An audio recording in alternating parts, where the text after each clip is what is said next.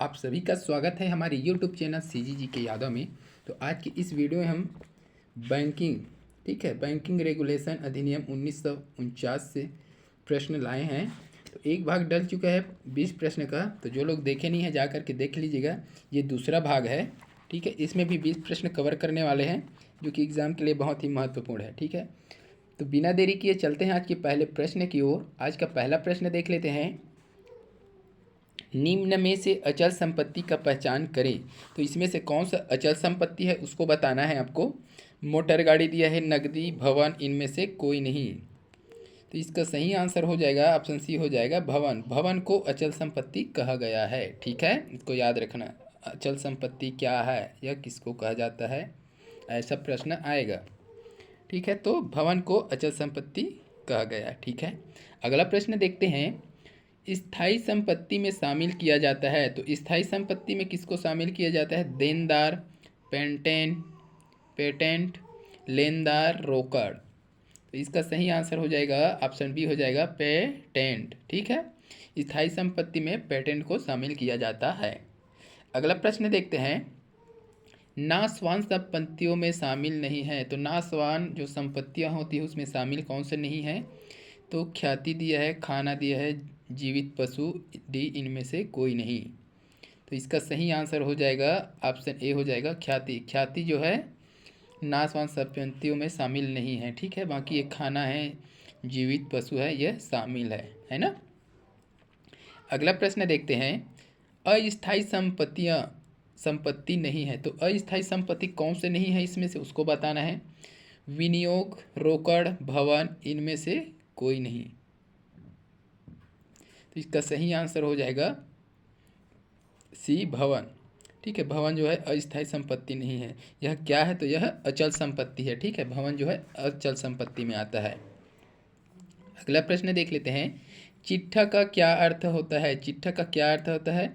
लाभ हानि का विवरण, व्यापार का विवरण, एक प्रकार का बिल, संपत्ति और दायित्वों का विवरण। पिछले वीडियो में इससे संबंधित प्रश्न आया था, उसी को उल्टा कर दिया गया है, ठीक है। तो इसका कमेंट बॉक्स में आंसर बताइएगा। इसका आंसर जो है पिछले वीडियो में है, ठीक है। अगला प्रश्न देख लेते हैं। निम्न में से अचल संपत्ति की पहचान करें। इसमें से अचल संपत्ति कौन सा है?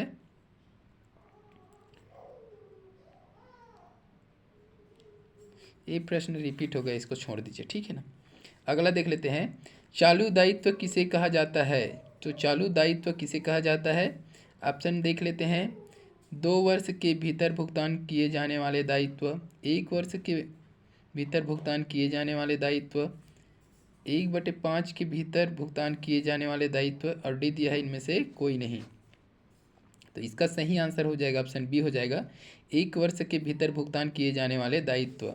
चालू दायित्व किसे कहा जाता है? तो 1 वर्ष के भीतर जो भुगतान किए गए रहते हैं उसे चालू दायित्व कहा जाता है, ठीक है। अगला देख लेते हैं। चालू दायित्व में शामिल नहीं होता। तो चालू दायित्व में क्या शामिल नहीं होता? देनदार, बैंक अधिविकर्ष, देय बिल और वेतन। तो चालू दायित्व में शामिल कौन नहीं होता है? तो इसका सही आंसर दिया है ए देनदार। देनदार जो है चालू दायित्व में शामिल नहीं है। बाकी बैंक अधिविकर्ष, देय बिल, वेतन, यह सब शामिल है चालू दायित्व में, ठीक है। अगला देख लेते हैं। प्रत्यक्ष व्ययों को शामिल किया जाता है। जो प्रत्यक्ष व्यय होता है उसको किस में शामिल किया जाता है? लाभ हानि खाता, व्यापार खाता, चिट्ठा में, तलपट में। इसका सही आंसर हो जाएगा बी हो जाएगा व्यापार खाता में। प्रत्यक्ष व्यय को शामिल किया जाता है किस में? व्यापार खाता में शामिल किया जाता है। अगला दिया है। प्रत्यक्ष व्ययों को शामिल किया जाता है, अप्रत्यक्ष व्ययों को शामिल किया जाता है लाभ हानि खाता, व्यापार खाता में, चिट्ठा में, तलपट में। पिछला प्रश्न क्या था? प्रत्यक्ष व्यय को शामिल किया जाता है पूछा गया था, इसमें अप्रत्यक्ष व्यय को, ठीक है। तो इसका सही आंसर हो जाएगा ऑप्शन ए हो जाएगा लाभ हानि खाता में। प्रत्यक्ष व्यय को किस में शामिल किया जाता है? तो उसको व्यापार खाता में, और अप्रत्यक्ष व्यय को किस में शामिल किया जाता है? तो लाभ हानि खाता में। इसको याद रखना, ठीक है। अगला प्रश्न देखते हैं। अगला दिया है। निम्न में से दायित्व को पहचान करें। तो निम्नलिखित में से दायित्वों का पहचान करें। कौन सा है इसमें दायित्व? ख्याति, देनदार, भवन, लेनदार। इसका सही आंसर हो जाएगा ऑप्शन ए हो जाएगा ख्याति। ख्याति जो है दायित्व है, ठीक है। अगला दिया है निम्न में से प्रत्यक्ष व्यय है, तो प्रत्यक्ष व्यय क्या है? वेतन, ईंधन शक्ति, किराया, इनमें से कोई नहीं। इसका सही आंसर हो जाएगा बी हो जाएगा ईंधन शक्ति। प्रत्यक्ष व्यय क्या है? ईंधन शक्ति, ठीक है। अगला देख लेते हैं प्रारंभिक स्टॉक को किस में रिकॉर्ड किया जाता है? जो प्रारंभिक स्टॉक होता है उसको किस में रिकॉर्ड किया जाता है? तो व्यापार खाता में, लाभ हानि खाता में, तलपट में, चिट्ठा में। इसका सही आंसर हो जाएगा ऑप्शन ए हो जाएगा व्यापार खाता में।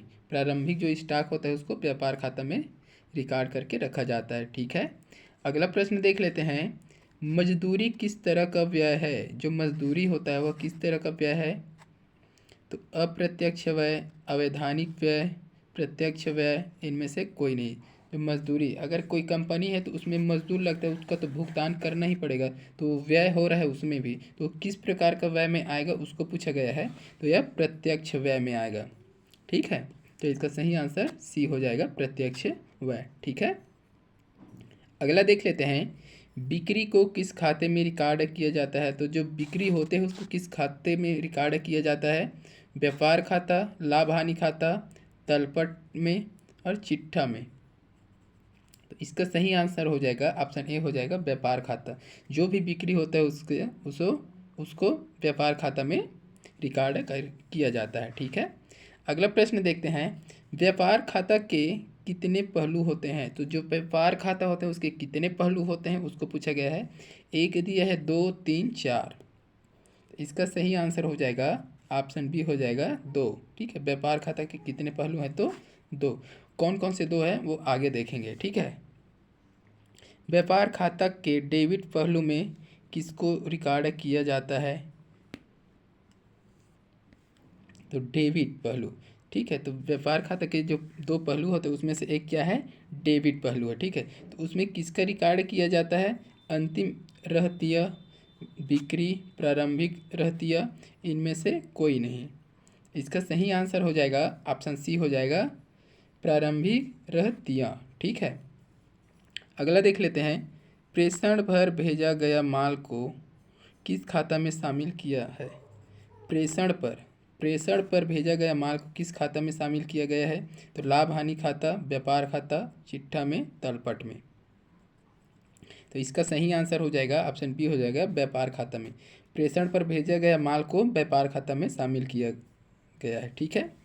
अगला प्रश्न देख लेते हैं प्रेषण पर भेजा गया माल को व्यापार खाता के किस पहलू में रिकॉर्ड करते हैं? तो ये व्यापार खाता के फिर पहलू आ गया है। एक पहलू देख लेते हैं क्या था? डेबिट था, ठीक है। और यहाँ देखेंगे ऑप्शन में दिया है डेबिट, क्रेडिट, ए और बी दोनों और डी इनमें से कोई नहीं।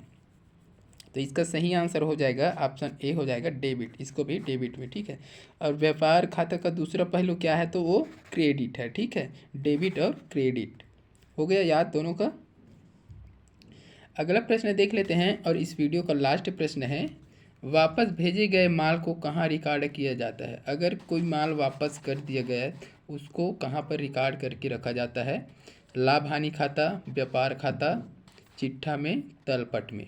तो इसका जो सही आंसर हो जाएगा ऑप्शन बी हो जाएगा व्यापार खाता, ठीक है। जो माल वापस भेजा जाता है उसको व्यापार खाता में क्या किया जाता है? रिकॉर्ड करके रखा जाता है।